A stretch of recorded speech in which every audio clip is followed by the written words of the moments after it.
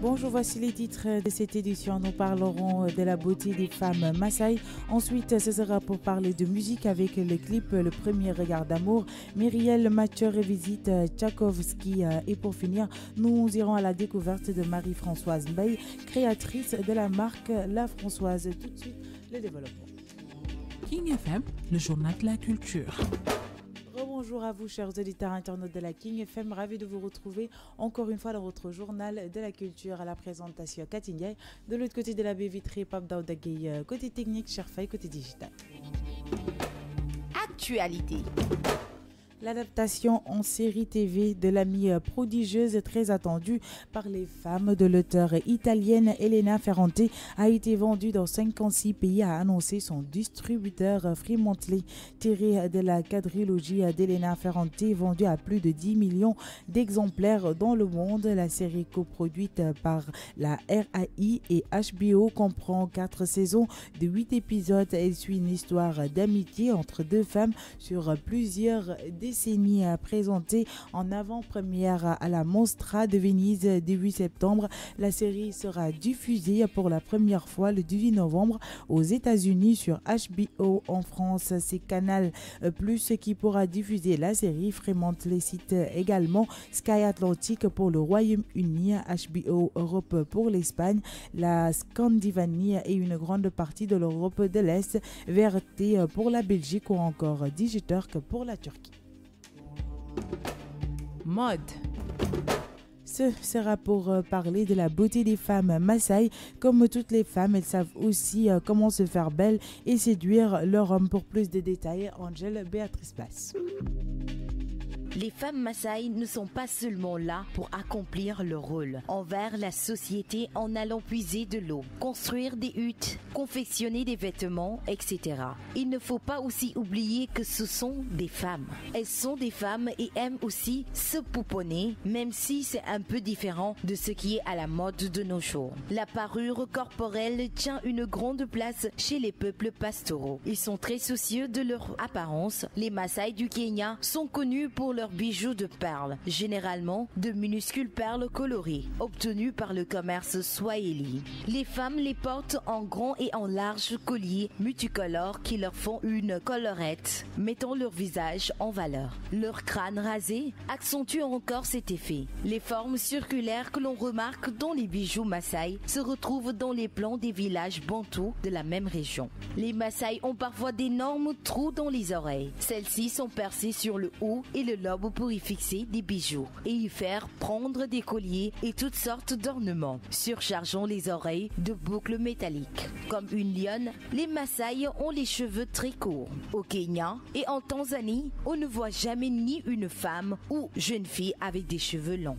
En effet, dans la tradition Maasai, toutes les femmes doivent avoir la tête rasée dès le plus jeune âge. Seuls les hommes guerriers ont des cheveux longs, mi-rasés, mi-tressés, retombant bas sur la nuque avec des ornements dans les cheveux. On peut dire que les Maasai sont en cela à l'inverse des habitudes capillaires occidentales. Les cheveux longs des guerriers rappellent la crinière du lion, alors que les femmes ont les cheveux ras à l'image des lionnes. Ou Angèle Béatrice Basse pour ces détails. Découverte. Nous irons à la découverte de Marie-Françoise Mbaye, une jeune styliste qui a débuté dans la mode depuis ses 16 ans. Alliant études et passion, elle trouve le juste milieu pour pouvoir faire les deux. Elle nous parle de sa marque, du style qu'elle travaille, de ses projets. Écoutons-la, elle est au micro de King FM. Depuis 4 ans, depuis mes 16 ans, j'ai commencé à faire le stylisme. Mais avant, j'utilisais par exemple mes habits que je transformais ou bien les habits de mes petites sœurs ou des fois je volais les habits de mon père. Ça dépendait de ce que je voulais faire. Et il y a quelques mois, j'ai appris à coudre mes propres vêtements. Donc, je ne dépends plus des tailleurs. C'est moi qui fais mes propres créations. J'ai mes propres matériels, j'ai ma machine, j'ai mes tissus. Je peux dire que c'est un don parce que je ne l'ai pas appris. Donc, je n'ai pas fait d'école de stylisme. En ce moment, je suis étudiante en informatique. Ça n'a rien à voir voir avec le stylisme. Il n'y avait pas de problème. Mais quand je faisais mon baccalauréat, c'est là où il y a eu des complications. On m'a demandé d'arrêter. Et ce qui était normal, de me concentrer sur le bac et après de voir ce que je voulais faire. La marque La Françoise, qui est une marque de vêtements, femmes et hommes, qui fait dans du local, du wax, du tout. Et voilà. Parce que je m'appelle Marie-Françoise, déjà. Et j'avais une pote qui m'appelait Ma Françoise, comment tu vas, etc. Donc, je me suis dit, pourquoi pas, sur un coup de tête, La Françoise, c'est bon. J'utilise d'autres tissus, d'autres styles, le wax, mais aussi des tissus extensibles, c'est-à-dire les tissus qu'on coud avec, pour des robes de soirée, de cocktails, etc. Je suis dans tout ça. C'est trop dur si t'as pas des parents qui t'appuient, parce que je suis étudiante, j'ai pas de boulot, donc j'ai pas de financement non plus. C'est toi qui dois trouver tes propres moyens, ou bien une petite stratégie quand on te commande des vêtements et que t'as pas d'argent. Tu peux dire à la personne de t'envoyer une avance, par exemple la moitié, et tu utilises cet argent pour t'acheter des tissus, des fournitures, et après si t'as fini, elle te donne le reste. Pour faire ma promotion, j'utilise les réseaux sociaux et puis le bouche à oreille, ça marche beaucoup plus. Mes projets, c'est d'ouvrir un site internet de vente en ligne de vêtements, lafrançoise.com ou lafrançoise.sn, où les gens pourront commander directement là-bas et se faire livrer dans les plus brefs délais. À l'instant, Marie-Françoise Mbaye. Musique. Bonne nouvelle pour les fans de Myriel Mathieu. L'illustre chanteuse sortira le 9 novembre un nouvel album baptisé Mes classiques, sur lesquels elle chantera avec un orchestre symphonique sur les airs les plus célèbres de Tchaïkovski, Mozart ou Schubert.